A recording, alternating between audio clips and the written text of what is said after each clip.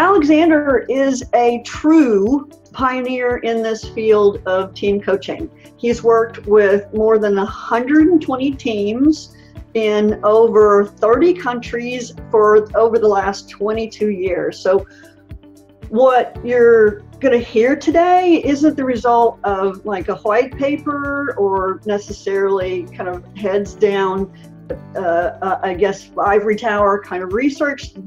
What you're going to hear today is the result of doing this lots and lots and lots and lots and lots of times, and observing it and noticing it, and finding ways to create frameworks around it to make it better. He's the CEO of Corentus, and he's on the faculty of the Georgetown University's Institute for Transformational Leadership. So with that, Alexander, I'm so thrilled to be with you today. Hi, Alison. Hi, thanks for joining us. Thank you for having me. Yeah, okay, so I'm going to share the results. So it looks like 38% of, can you see that, Alexander? I can, yeah. Okay, so 38% have coached teams. Okay. Right, and so the rest are either fairly familiar or somewhat familiar or barely. So we've got a good 20+% barely or not familiar at all with team coaching. So it's a great, great cross section. Great, thanks. So Alexander, how did you get into team coaching, and what do you love about it? So it's one of my favorite questions, because the answer actually, how did I get into it, is threefold. I think ultimately I got into it because of early childhood experiences, difficult experiences with groups. Having been more of a nomadic type childhood, moved around a lot, I found it very hard to get into groups, so I was always the outsider. It wasn't easy. And then when I entered into the professional world, I found early on in my 30s that a lot of my performance reviews were one-sided, on really good on results and work and being able to do the work, but pretty bad-sided in the terms of working in teams, leading teams, or being a colleague. So I was noticing in my early 30s that I was having trouble working with teams. And then lastly, I was asked to work with teams themselves in our client systems as a consultant. And I kept noticing that in terms of working with teams, I had a couple levers at my disposal: team building, which was games, facilitation, where I ran the meeting, or consulting, which was advice. But coming out of my graduate work at Columbia, at Teachers College in organizational psychology, I'd been through group dynamics work, and I was wondering, why aren't we working with these teams in real time? And I think all that came together for me in my early 30s to really become a pioneer in this field. Yeah, I love that. So my next question is around how team coaching is different from some of these other team development modalities. And I'm going to put up this slide that illustrates that point, so you can speak to it. Thanks. Yeah, this is a very simple slide. There's a lot behind it, but I think this is a really important point. And I want to preface it by saying that we at Corentus bring one point of view to the field. It's only one point of view. It's not the right point of view, but it's been getting a lot of positive feedback lately, because what we're finding is that the field of team development is getting confused about what team coaching might be and not be. So we got to work on this and came up with this idea that there's a field called team development writ large. And that field encompasses a whole series of modalities, or what we might call ways that you actually work with teams. We distinguish 4. There's more than 4, but these are ones that our clients enjoy. And they enjoy because they've been a bit confused lately as well.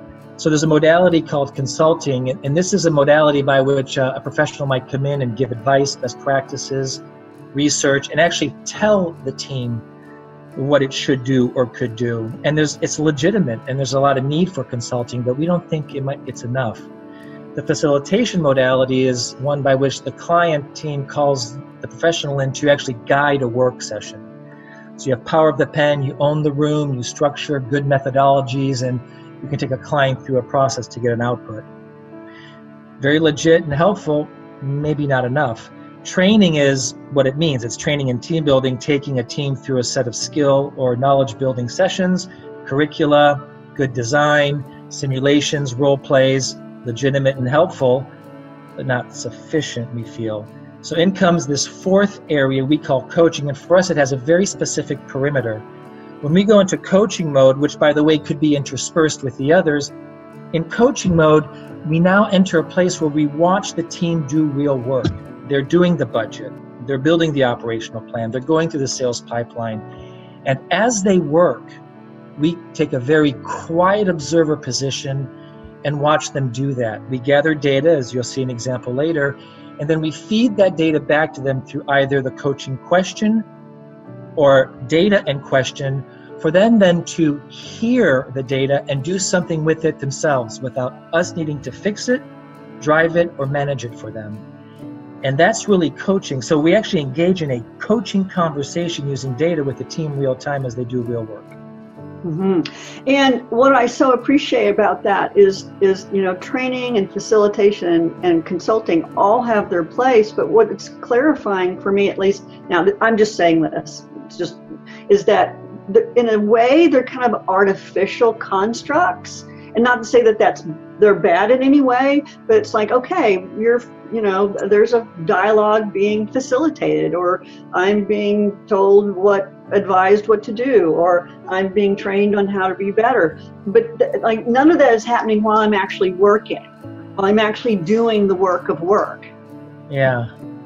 And maybe can I push back a little bit on what you said? Yeah, Alison? Please do. I know this is the conversation. I'm not sure they're artificial, and I think I know where you're going.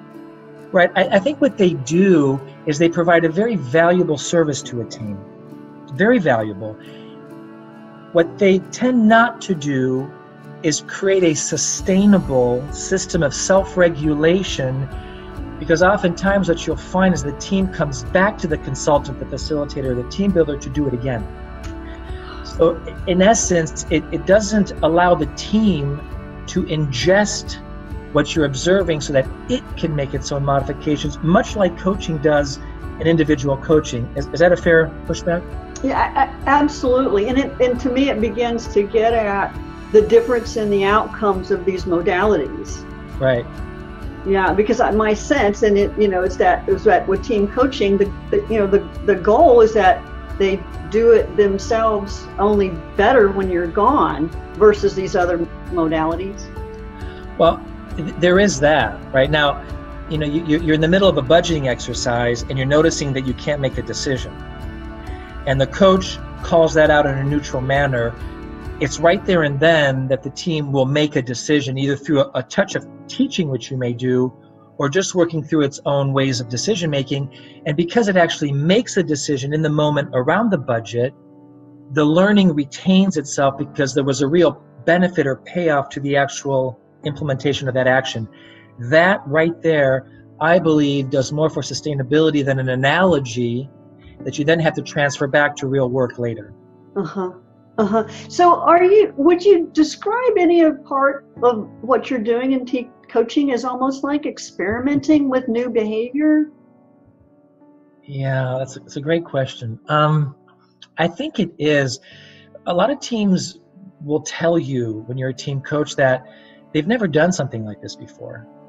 Like the idea that you would stop a meeting and have them observe themselves in the middle of a meeting, or have a leader observe themselves individually, it is pretty shocking at first. But it drives a sense of sort of curiosity through self-observation that has the client want to experiment with what's possible. What could we do? And then realize that they actually have their own solutions. These are very wise people. These are seasoned executives. It's almost like because we give them the permission to look, that they're able to experiment themselves and recall a method or a tool or a way of working that they implement there and they actually put into practice. So yeah, it is an experimentation, but I like to say that the client starts to experiment with it. So you're beginning, at least to my ears, beginning to talk about some of the similarities between one-on-one coaching and team coaching. Would you say more about that?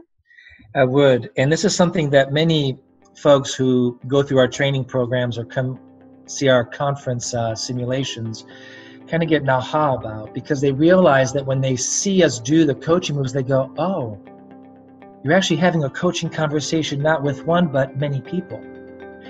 And it's exactly what it is, right? In coaching, we are, we are observing our client.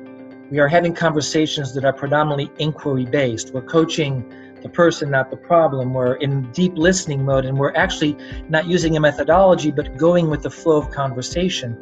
And that's what we do in team coaching. We let go of the methods. We have a lot of frameworks. We let go of the need to fix it. We coach the team, we listen, we ask questions, and we go with it, which means that by definition, there's a lot of permutations here, and it's not one, many. And for those folks who really love coaching, this is an exciting game. We call it the X Games of coaching, like the extreme sports, because it's one thing to coach one. Coaching a conversation with 8 people is a pretty amazing experience. Right? My mind is, it's hard. It's challenging enough for me to coach one person. Right. I'm so appreciating that. And what I'm imagining is that some of the competencies that are really useful for an individual coach, like presence and creating trust and intimacy, and holding the space, are really useful for a team coach. Yeah, I think you find a lot of the competencies that are present for individual coaching very helpful here. So, sense of presence, a clear state of mind, inquiry, really noticing your own scripted conversations, not getting caught up into the problem. It's all there. And I might say to you, actually, you'll see in our model in a moment, we put a big emphasis on the state of mind and being. When you're in a room with 6 to 8 people, I find our set of unconscious biases, but also our insecurities, our ability to get triggered by one is doing or saying or looking, can be augmented. I know I personally have to really watch my inner trigger around I'm not adding value or I'm not appreciated, because if someone's not looking at me or I notice someone may not be agreeing with me, I can very quickly fall into that trap and start to get caught up and insecure, and then all of a sudden think to myself, I have to add value, I want to fix it, and I start to do things that are out of sequence, ill-timed, and more about me than the client, and that's a trap. And that's another. I still fall into it. Oh, and that's another way how team coaching is similar to one-on-one coaching, right? Because I feel that too. I definitely feel that too. So just for context, before we transition into our kind of second piece here, is just define what you call a team and how team coaching is different than group coaching. So, great question. So for us, a team, we actually have adapted our definition of team from the work that Katzenbach and Smith did in the Wisdom of Teams back in 1996, I believe. Our definition is that's a small group of people, 7 plus or minus 2, who work in collaboration and hold each other mutually accountable for the achievement of a common purpose and set of shared goals. So it's a smaller group of people. They hold themselves mutually accountable to achieve common purpose and shared goals with a clear set of collaboration methods. And our distinction between group coaching and team coaching is that the team is really focused on that purpose and shared goals. They're coming together for the achievement of it. And as such, they have to become interdependent and work together to achieve it. They can no longer really be operating solely as a working group or group. They must come together. In group coaching, what we find is that it has very much of an individual component that is very individual based and doesn't necessarily need to take in consideration the common purpose or shared goals. Both are legit. And what we'll say to you is that actually most teams can actually operate in working group styles or team styles depending upon the situation. But that team coaching piece is really when that group of people come together to achieve something that requires the collaboration interdependence. Yeah, I totally hear that. I totally hear that. Okay, well, let's go to see what kind of questions we've got from our audience.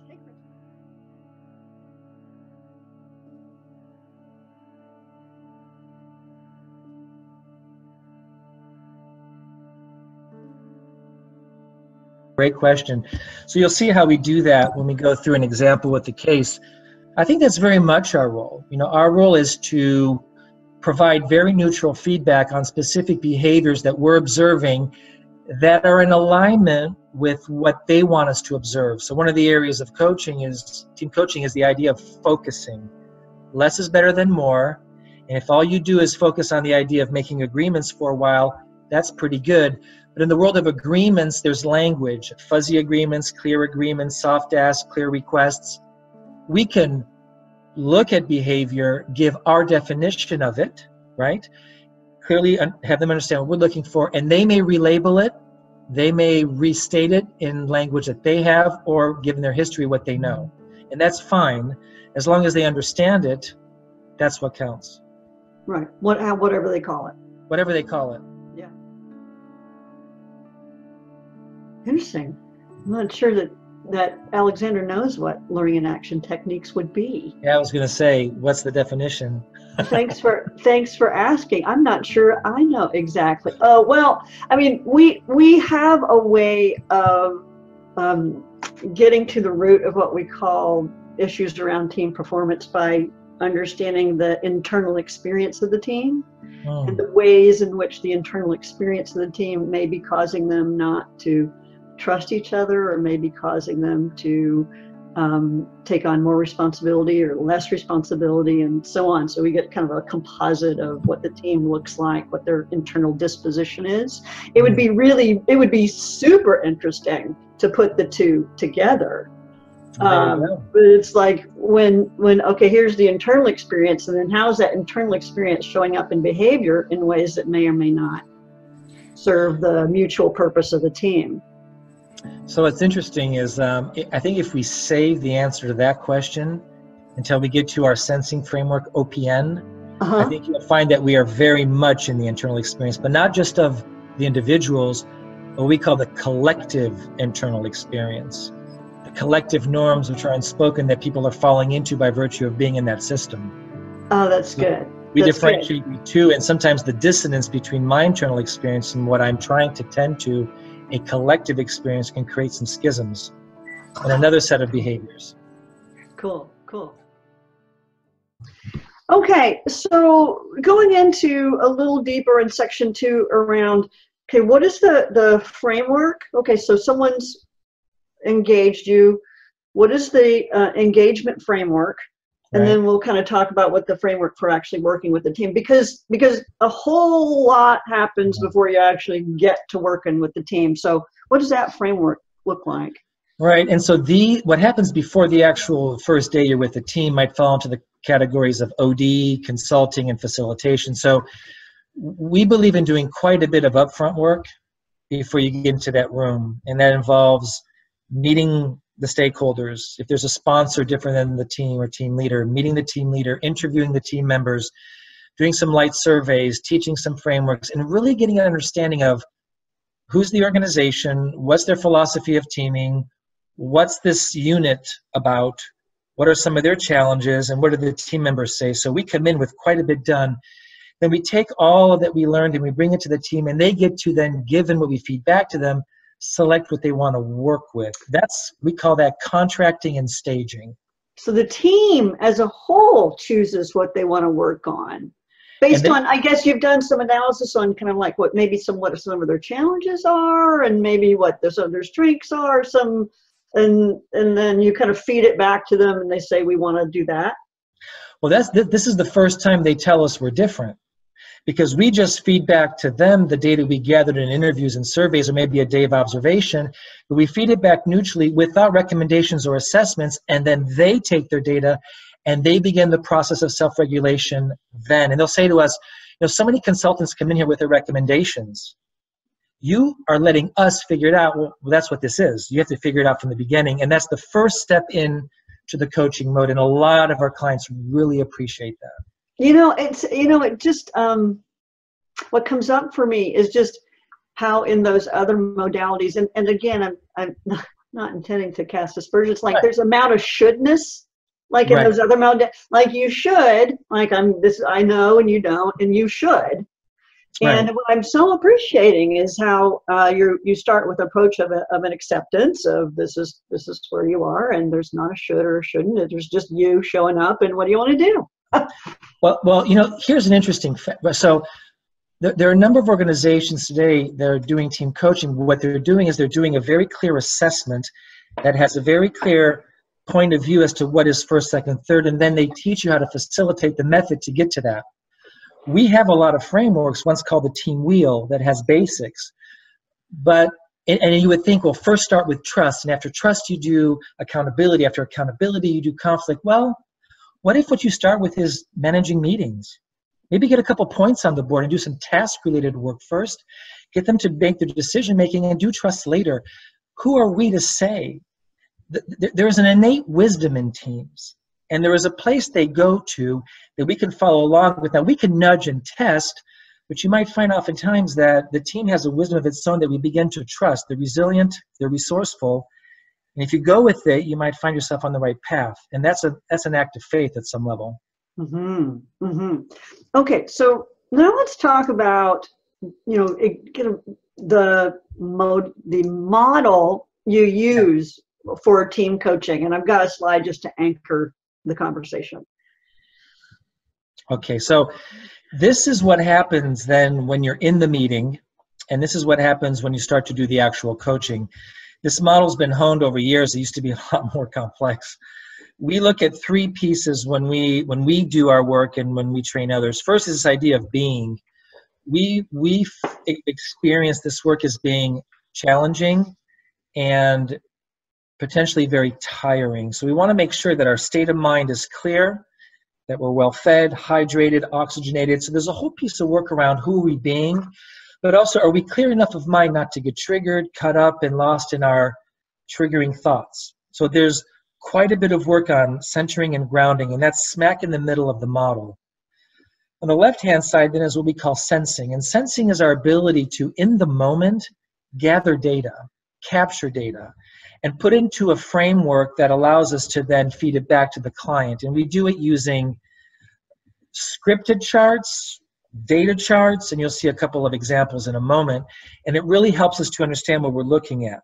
Then finally, we jump in and we make moves. We ask questions, we'll give data and ask questions, and the making move and sensing really becomes the cycle we live in. Sometimes we sense longer, make fewer moves, sometimes more moves and less sensing.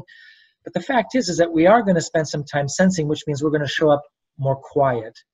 And in the early stages, that can seem a little disconcerting or off for clients who are used to a very active facilitator.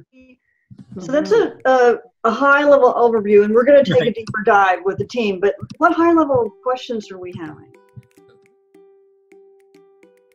This is a great question. So I go to the Tuckman team life cycle of forming, storming, norming, performing, and I'll add two phases, dorming and transforming. So, one would think that we get called in a lot at storming, and it's true. Team starts to get into conflict and tension. There are many calls that say, hey, come in now. You'll get fewer calls during performing for obvious reasons. Sometimes in the early norming phases, the sense you want to go quicker. And sometimes at launch time, you get let's help us form. But interestingly, I have noticed that many times we get called into dorming.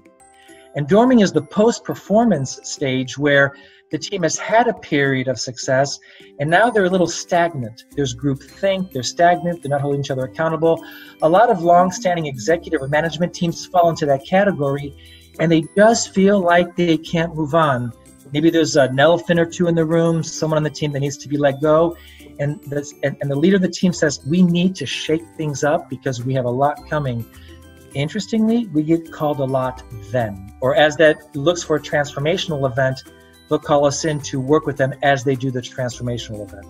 Nice. Yeah, I can totally imagine that. I can totally imagine that. Mm-hmm. Right. Another question and then we'll move on. Good question.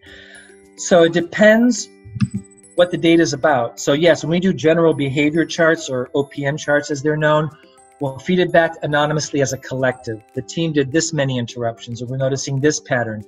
However, in our tradition, we are allowed to coach an individual directly in public in front of others, including leader or subgroups. So with permission, we may say, hey, Jane, may I give you some feedback? I noticed that you, and then give data. That's a ways down the road once we've built the rapport. our early moves are with leader alone or team, and then with time the team becomes comfortable with having individuals, and then they start to do it themselves. And when they start to self-regulate that way, we are dismissed, which is actually what we want. Oh, that's so great. Right? That's great. And it feels so, I just hearing you talk about it, it feels so vulnerable. And I just like, wow, it requires a lot of courage for a team to do that and a leader to do that. Well, I know on this Podinar, I have a couple clients who are here, and I'm sure if we ask them what the experience was, vulnerability definitely comes to mind.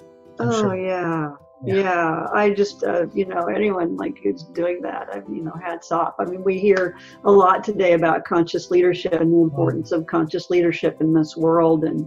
And I think conscious leadership requires vulnerability. And I just so acknowledge anyone who's willing to do this work. So. Well, and then, Alison, in our posture, that being circle, I have a client who once in front of a large group was asked what made Alexander an effective team coach, and this client said he's vulnerable and kind. And I thought that was so interesting. In our work, we have to hold these teams as sacred.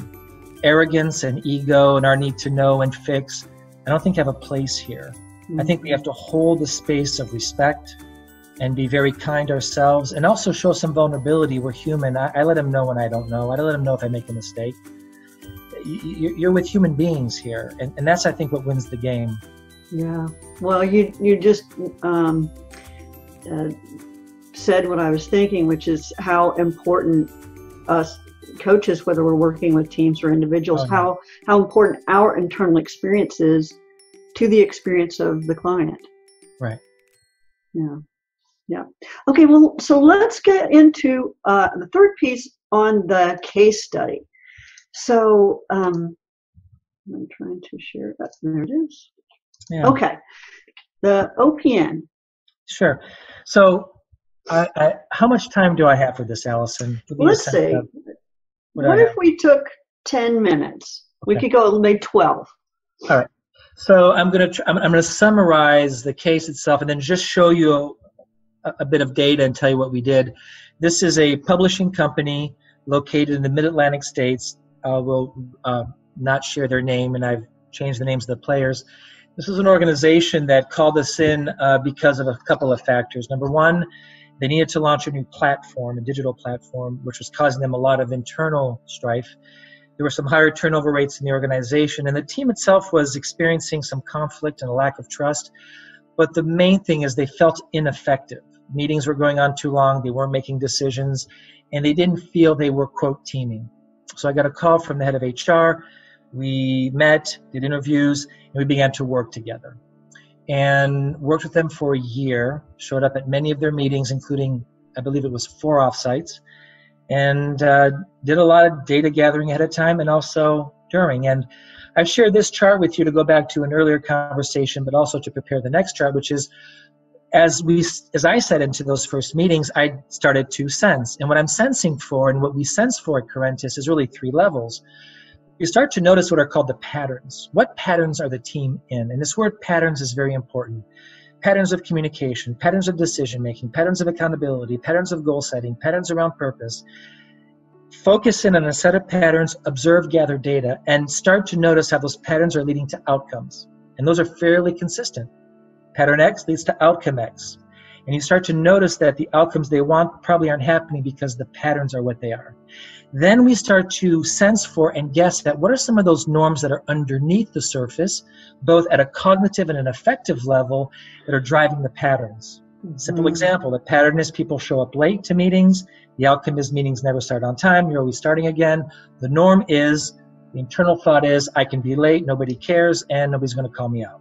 It's a very simple example, much more complex than that. So this is what we're sensing for on a consistent basis. So let's go to the next slide. Okay. So this next slide gives you an example of one snapshot in time.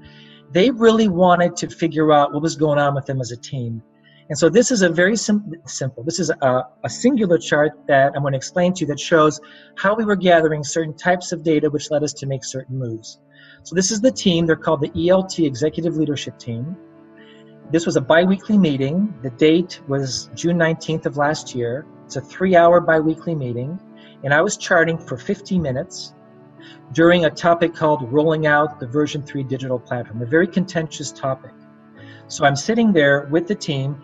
You have the chart itself. You'll see on top there Paul, Angelica, Megan, Caillet, Bernard, and Derek. The names have been changed. COO, SVP HR, CEO, SVP Product Management, SVP IT, CFO. You put their names there. On the left-hand column, then, I start to look at and start to measure certain behaviors. The reason I went to conversation patterns is that they wanted me to. They knew that something in their conversations didn't feel right. So I picked a few things. I said, okay, I'm going to count every time somebody makes a statement, I'm going to put a tick mark. That's the communication act. Then, because I knew that they weren't really good, as they said, about making good requests, I started to count soft asks. Things like, could you, would you, might you be able to, could we perhaps do that, versus clear requests. I then heard from them that they were not good at asking questions, so I started to measure questions, number of questions they asked, and the number of questions they asked that were answered. And there's a double counting system here. The communication acts on top are double counted either as soft asks or questions. And so I get this chart after 50 minutes. And what do you get? Well, you get to notice that Paul, Megan, and Bernard's running the session, seem to talk the most. There's 119 statements made in 50 minutes, so about 2.5 a minute. And so the first thing that strikes me there is that 3 people seem to talk more than the others, and that's a pattern I saw meeting after meeting, that Bernard, Megan, and Paul tend to talk about things all the time, leaving Derek, Caillet, and Angelica out. I then look at soft asks. There's about 18 soft asks, 1 clear request. So they're in the tradition of could you, would you, maybe, perhaps. No surprise that there are very few agreements ever made and no decisions. Then I look at questions. 13 questions out of 119 statements. That's about 11% of statements that are questions. 7 of those questions are answered for a 50% rate. So I don't know, interesting number of questions, and about half of them get answered. So now Paul spoke 29 times, Angelica 6, Megan 40, Caillet 11, Bernard 24, Derek 9. Furthermore, I noticed 2 patterns. Few agreements or decisions are really ever made, and whenever there's a difficult conversation, they take it, quote, offline. Don't want to get messy together. So now I have data. And for my clients, this is premium real estate, as I like to call it.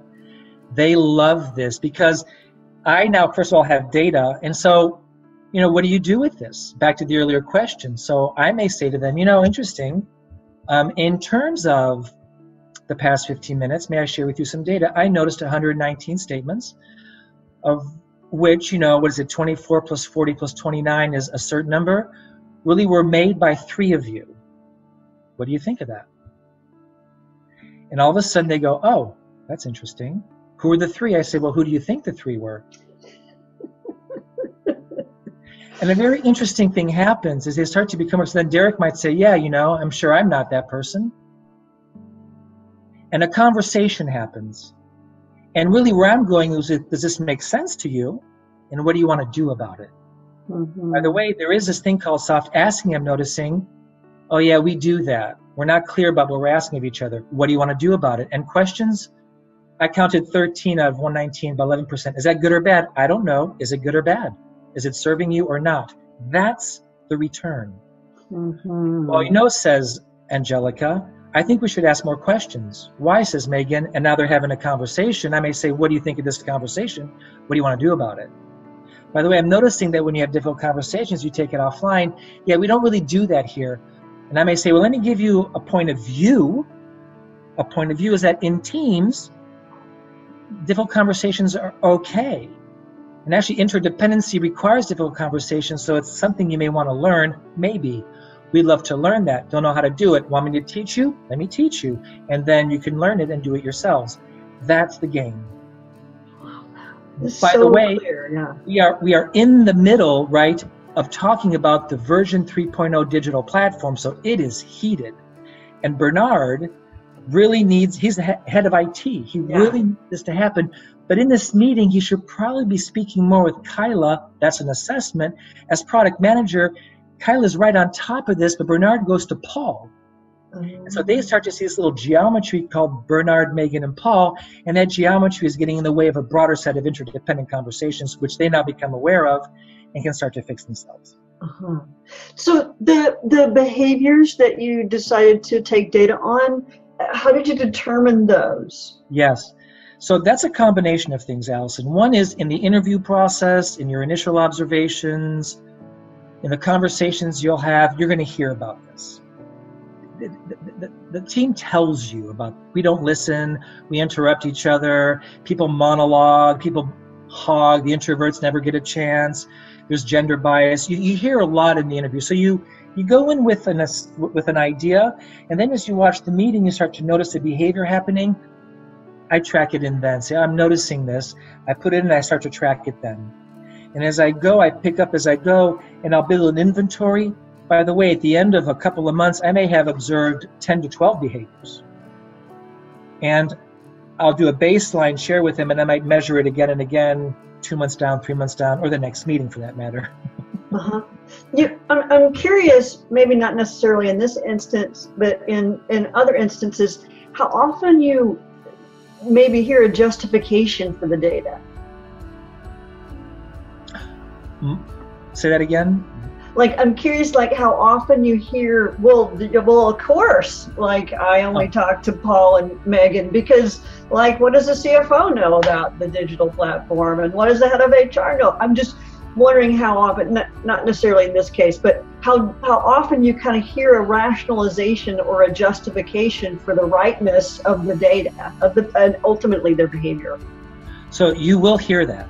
And I think there's different types of justification. One is absolutely legitimate, which is context, which is, I'm looking at this, I'm doing this, and then you hear Derek say, yeah, but I'm not really involved in this conversation. But by the way, I didn't call anybody out. Remember that this is a generic feedback. Right. But you might hear something like, well, Alex, in this particular case, this feels about right because the context and the situation is that it's really the three of us talking. So I'll back off and say, okay. Maybe I missed the context or the situation. But sometimes you hear a justification which is more defensive. Mm-hmm. More defensive, and it's really a justification, in which case I'll say, do you want to share that with the team? Because this is not about me. Mm-hmm. And when that gets directed, because the facilitator typically takes that, when I gently, like a ball of Tai Chi, gently say, well, is that something you want to share with the team? Then the conversation changes, and someone may say, you know what? I think Alex is onto something here. And that's when you get a spark where maybe for the first time a conversation is had that hasn't been had. Not always. And by the way, Alison, sometimes we do things like this which don't work. We're ill-timed. We're not doing it right. We make a mistake. We step our foot in where we shouldn't be stepping in. We upset something. And so this game we're doing here also has an edge to it. And the client may not be happy with what you did. Maybe you opened a box up that you shouldn't have. So know that, and know that it's not always smooth. And sometimes we have to say sorry, and sometimes it needs to get cleaned up. But that's just like in coaching, you can't predict that. When I'm a facilitator, I can predict my steps pretty well. Here, I can't predict always as well. Yeah, no, what comes up for me is just the idea that occurs in individual coaching too, which is around meeting the team where they are. Right. And maybe working with their edge, but not too far behind it. Yeah. So do you want to share the last piece? Yeah. Sure. So I shared this with the folks on the call today because I think people say, well, okay, so I get how maybe you're looking for behavior charts and patterns, and not everything is a chart like this. Sometimes you just write the patterns. But what do you do then? What are the moves about? So the next page shows all of you a very simple framework called the 6-box model. And this is a way that we keep ourselves in the guardrails of what we're trying to do. Basically, through our questions and our data sharing, we're helping the team observe its patterns in the current state. What patterns are you working on? Those that support you and are good for you, and those that you feel perhaps don't support you. And to start to make mental links between the patterns you are adopting and the outcomes you're producing. This is an important piece of self-observation work. And then perhaps what are some of the norms that are underlying? And the team after a while starts to employ this language and starts to notice what's working and not, to then help them say, what are the other patterns you'd like to adopt? What would you like to do differently? What are tools and methods and ways of behaving that you would like to do? And by the way, I may have a couple suggestions for you or a couple tools to offer you. Take them, use them, try them, and see if those don't get you the outcomes you're looking for. And by the way, are there new norms or ways of thinking you have to adopt? And if so, what are those and how will you implement those? This model, many of our clients begin to understand, begin to adopt the language, and begin to see that actually what we're trying to do here is really to be in service to them as they need to get to the right patterns to get the outcomes they're searching for. The patterns are effectiveness, the outcomes are effectiveness, performance, or cohesion, or any other set thereof. Mm-hmm. So if I'm getting this, like you're starting with, okay, the norms are this, norms or values or Beliefs, yeah, the underlying beliefs are this. What of the mindset, values, beliefs would need to shift right, to create different patterns and that result in different outcomes? That's exactly right. And quick example, you find a team that has a hard time making decisions or being innovative or making agreements, and you start to hear in the collective underlying experience that risks are dangerous here. Making mistakes will cost you your job. Speaking out of term is not helpful. So you start to hear, and some of those norms come directly from the organizational culture. Some come from the leader, and some come from the ethos of the function or the team. Those lead to patterns where you deflect difficult conversations, you don't quite go to agreement, etc. And so the outcome is that the team keeps languishing in, we don't make decisions, we don't take the risk. For a team to uncover that, and to make a decision on, well, what if we actually did take risks? What would we have to believe, or what's the new assumption, is a pretty powerful exercise. You know, I'm so appreciating what you're saying and how, like, some of the lack of clarification of teams, clarity of teams comes in the norms. You know, I'm right. Reflecting on a couple of clients I've had where, like, one of the, underlying norms was like, we're a family company. Right. You know, I've worked with this company that was a seventh generation family company. And they're like, we're a family company. We treat each other well. And like what a family company is, like that means a lot of different things to a lot of different people. How it was showing up in patterns was poor performance was tolerated. And that helped, it became an obstruction to the mission of the company. So, like, I could see how, like, going in and, like, we're a family company and there's some positives to that and things we want to uphold, but maybe we're making a whole lot of assumptions about what that means that aren't really what that means. So I love that example. One that's similar to me is I work with a large NGO, very well known around the world. And what they uncovered as a norm is that in this organization, everyone has voice. It's a beautiful norm. What that led to is endless consensus and inability to make decisions. When they had a new norm called voice does not equal vote, and vote is earned, then a clarity came upon them that, voice is not vote, therefore I can have voice, but then maybe I don't have vote, which means it's not always consensus. It can be authority with consultation. And that was the pattern. They went from consensus everything to sometimes we'll just do authority with consultation, and the outcome was quicker decisions. And you know what?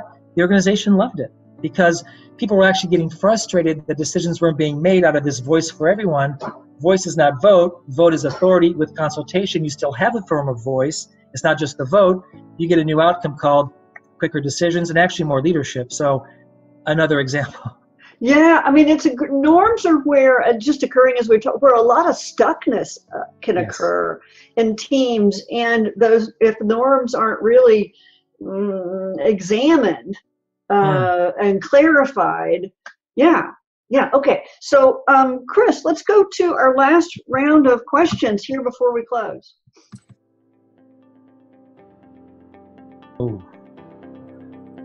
Oh boy, so this is interesting. Yes, but it's not for me to do. In the coach, in the facilitator mode, you create the ground rules up front or the list of norms. I have found that most oftentimes those are stuck in a drawer and never visited again. I believe that the best way to create rules or norms is as they go. As you work with the team. And when they happen upon a, quote, dysfunction or something they don't like, you make the move on it, they realize they need to make a fix, then they create their own norm in the moment about that, and it has I don't want to use the right multiplier, but I'll say at least 3 or 4 times stronger effect in doing it in the moment on something that happened versus the ubiquitous list of what we all know to be the ground rules and norms that end up in a drawer, just like so many vision statements. That's good. They're so much more likely to remember. Yeah, it hits. And understand why it's important. Yeah, and it's not for me to say you need a social contract. It's for the team to discover it. Yeah. I'm not sure I understand the question. I think I can kind of get it. I mean, do they like at some point, like, do they go and like, why is Alexander here? Because we got this, which is kind of the goal. I mean, at some point, it's kind of the goal. Yeah, so after a while, you realize that you probably don't need to be there anymore.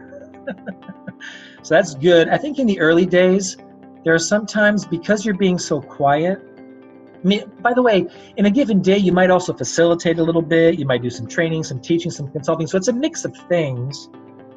But when you put on that coaching hat and they're watching going, what's he doing? What's he doing? And then they may be wondering, what the heck is this? You ask that powerful question, they'll get it.